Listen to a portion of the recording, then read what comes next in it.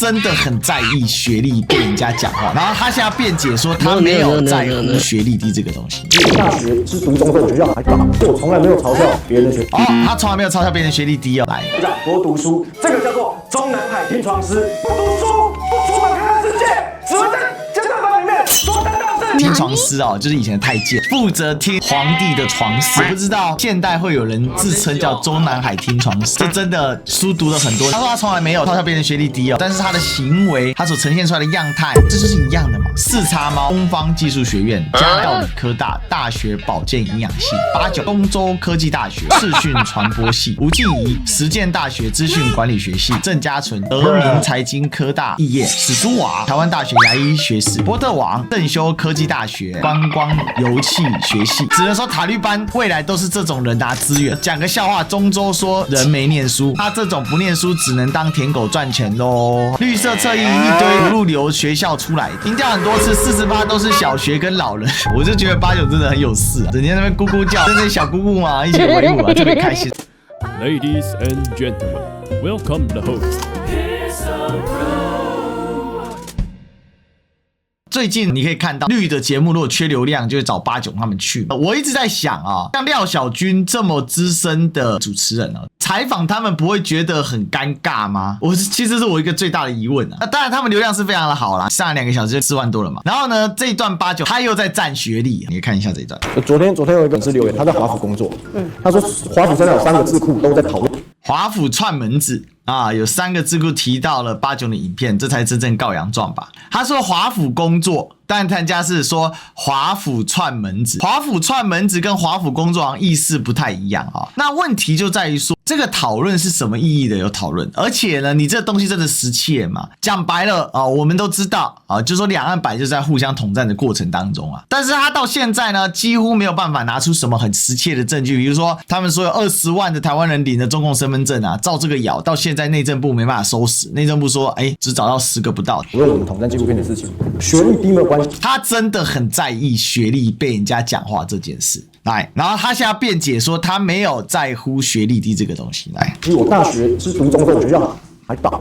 而且我从来没有嘲笑别人的学历低。文成学历这么高，他还当老师我什么时候在你面前有嘲笑？没有啊，我自己学历没有多高啊。他之前还在跟人家站说他读中州的分数很高什么，那现在因为说真的是一面倒的，所以他现在要换一个说法，说他学校倒了哈。我从来没有嘲笑别人的学历。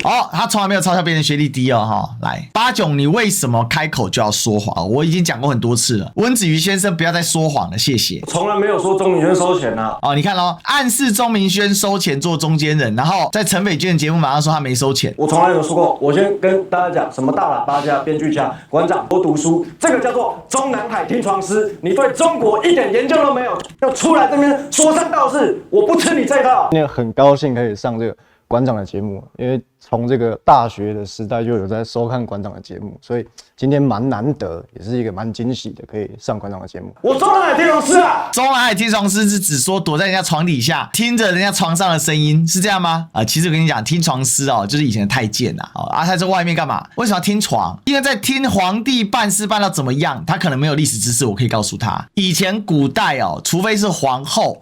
除了皇后之外呢，基本上不能侍寝过夜。那贵妃能不能就要看各朝各代了但原则上只有皇后可以跟皇帝过寝过夜，其他的妃子、嫔妃、各级嫔妃只能跟皇帝行房，不能过夜。然后呢，行房也不能太久，以防精气外泄。所以呢，会有一个太监，就是真的叫听床师，在那边听皇帝办事办得怎么样，办得差不多了就会敲个锣，然后就说皇帝时辰已到。如果皇帝继续的话，再敲敲动动，就过一段时间再敲敲动动。所以所有的听床师其实是太监，负责听皇帝的床事，听得差不多了，然后请皇帝赶快退驾。我不知道现代会有人自称叫中南海听床师。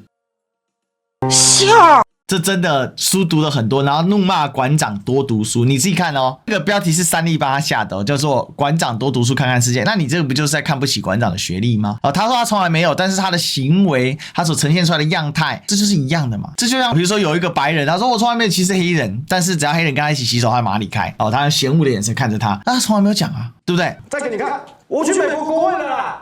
你去国会。美国国会怎么不找你这种这个编剧家？美国都是不读书，不出门看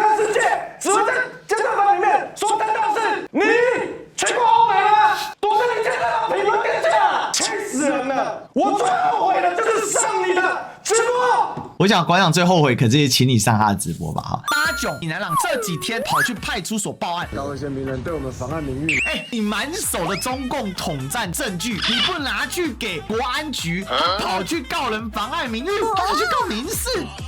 Oh my god！ 所以这些人，他们其实就是没有证据在搞流量，这已经是煽动仇恨。我只能说，谢谢影商偷了赖上的剧本，让这整件事情延缓的发生。这是有一个案外案：四叉猫、东方技术学院、嘉南药理科大、大学保健营养系、八囧、东州科技大学视讯传播系、吴静怡实践大学资讯管理学系、郑家纯德明财经科大挂号肄业、史书华台湾大学牙医学士、波特王正修科技大学观光油气学系。爱占学历，不称称自己到底有几斤几两重。社会上本来就有很多学历不高但很有成就的人，但轮不到你们这帮投靠执政党的人整天叫人多读书。其实他那一次要是没有失控去骂馆长，也没有这么多有的没有的。这一段时间很多人在酸他的学历的原因是什么？因为他跑去占人家学历。事实上是因为他去占人家学历，才会被人家占学历。这个还真不是抹黑你，你自己看新闻报道都出来了啊，新闻报道都出来了。最早呢是 PTT 的八卦乡民啊，把他给截了出来。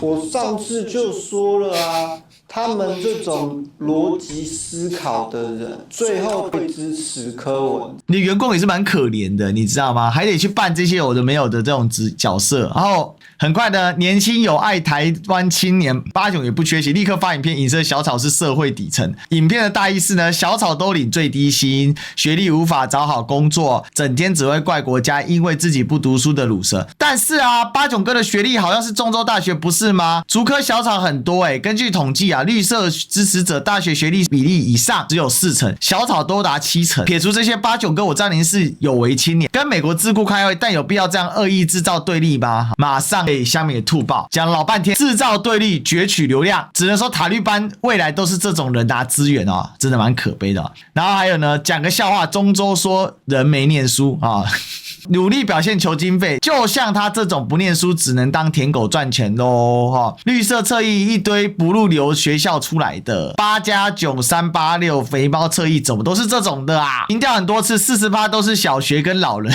这个民调还真的有我就觉得八囧真的很有事啊，整天在那边咕咕叫啊，这些小姑姑嘛一起围舞啊，特别开心